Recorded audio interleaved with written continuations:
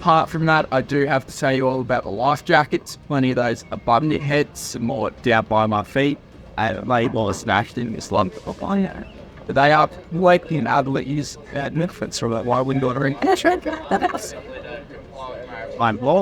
maritime law doesn't take into account the 3 and 5 meter crocodilians swimming up and down every. So in the event of an emergency, definitely recommend staying on board. First thing in the morning, I'll get there.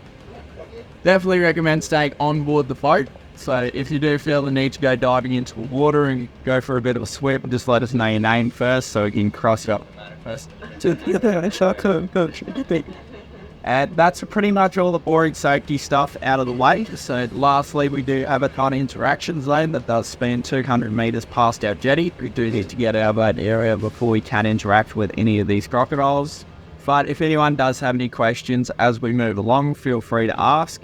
Preferably about the birds, crocodiles, the river. Can't guarantee I know much else. But I know, and I'm sure I can make something convincing up from then.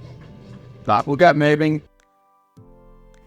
Então o que ele tinha falado ali na entrada do vídeo é que existem muitos crocodilos, e se você ir de encontro a eles, né, certamente você vai falecer. Então tem que tomar cuidado. Essa viagem foi muito bacana pra gente, custou aí em torno de $200. A gente tá morando aqui em Darwin, no norte do território da Austrália. Muito bacana, muito interessante. Não tem muito o que fazer, é uma cidade pequena, que tem poucos habitantes, mas é interessante. Esse passeio aí ele dura em torno de 2-3 horas, mas para chegar lá da cidade de Darwin até esse lugar do passeio são em torno de 2 a 3 horas de viagem. Então você paga o package, né? Você paga o valor cheio da passagem, né? Ida, volta. Não tem alimentação, mas eles dão água se você quiser de graça, então tem que incluir isso daí. Mas é um passeio muito bonito pelo rio, que você conhece, bem calmo, bem tranquilo. Se vocês verem aí no vídeo, só tem senhorzinhos de idade e eu e a Marina, né? Que é bem interessante.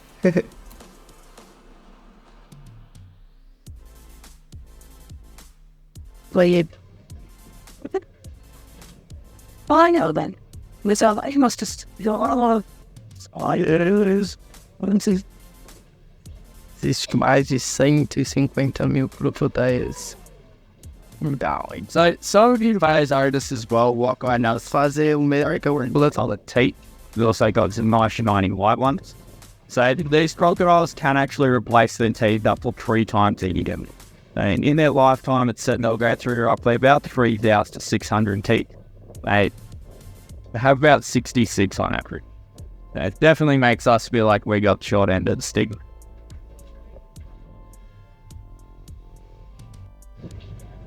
Então, como eu estava falando ali para vocês, existem mais 150 mil crocodilos e a população de Darwin é 150 mil.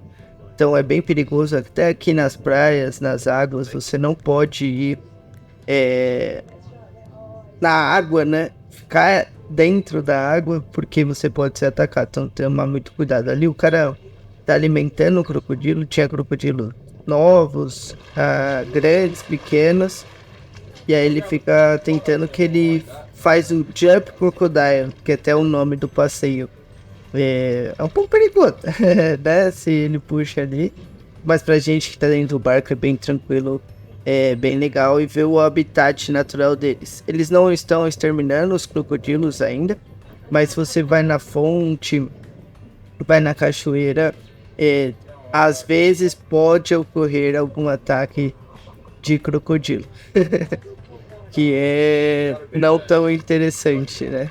Mas é legal para conhecer, é um passeio bacana. Não tem muito o que fazer aqui no norte. É bem calor, então se você quer fugir do frio de Sydney, ou de Perth, ou de Brisbane, ou de Melbourne, sempre tá 31 graus na dry season. Bem legal. E depois desse passeio, você ainda está incluso ir passear pelas montanhas, conhecer as histórias dos aborígenes, que é bem interessante. Então, como vocês podem ver, a gente está caminhando para conhecer toda a história dos aborígenes. Eu e a Marina gostamos bastante desse passeio. Acho que vale a pena para quem está visitando. E depois de ir no crocodilo, você fazer esse passeio é bem interessante.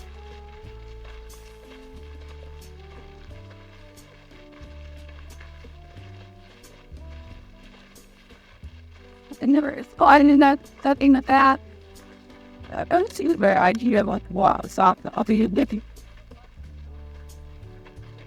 And then see so you see the hand of the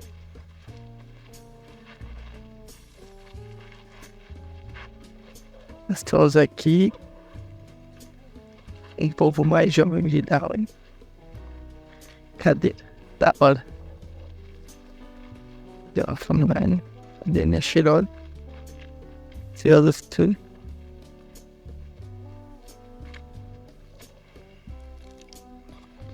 little arts. They say that mini spirits are some of their creational ancestors, and I've brought them their culture, their custom, even their language. And the mini spirits, when they came through the area and created a lot of the things that we see here nowadays, when they came past this rock, they decided to put themselves, like make a picture of themselves on the rock as of traveling through the area. And that's what they did, just put that is there. So in terms of rock art, there's about 5 different art sites all over Kakadu, so a fair bit. And I'll get a bit more into dating, but there are quite hard to date. And there's so many different theories even about this one. I think the sign says they're about 5,000. But if you read up, then you'll find different versions of how old they could potentially be.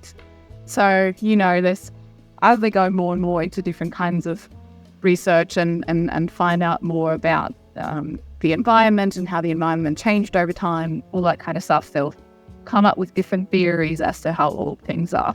And so it's a constant kind of update.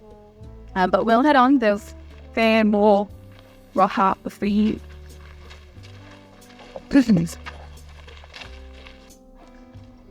And under that, you can see the actual color of the rock. So at some point, it got so saturated that they covered it over with a nice general layer of volta and then started again. So rather than wiping it off, just putting another layer over the top and then another layer over the top. Do they know what's underneath? So they're X-rating them? So there's many different reasons why images get used to do art. A lot of times it is for the sake of making the art itself. And in that case, like here, you have many layers, and it doesn't matter to paint over the one that was there before you, because it's not about preserving the painting, it's just about making a painting and doing the art. And then that's it, it's done, and you move on, and it doesn't matter though it's there afterwards. There are different types of rock art. So there's ceremonial art, there's art to make sorcery, there's art to tell stories. So those are a bit different. Those normally do get sort of looked after a bit more and preserved. But other than that, these ones are more either to honor the spirit of the animal after you've hunted it, or and vice versa, the other way around, to manifest a good hunt. So before you go hunting, you make a big painting of a fire Monday, this big, and you hope that you're going to catch one of them big. I'll pick, okay? But, and so, fish do actually get quite huge, and obviously, especially back then when there weren't so many people fishing, you would have... E pessoal, a gente contando um pouco aí da nossa história, da nossa aventura. Espero que vocês tenham curtido. Darwin é um lugar bacana para vocês conhecerem. É lindo os lugares que nós fomos conhecer. E vale a pena para vir passear um pouquinho, distrair da cidade grande. Tamo junto. Valeu, pessoal.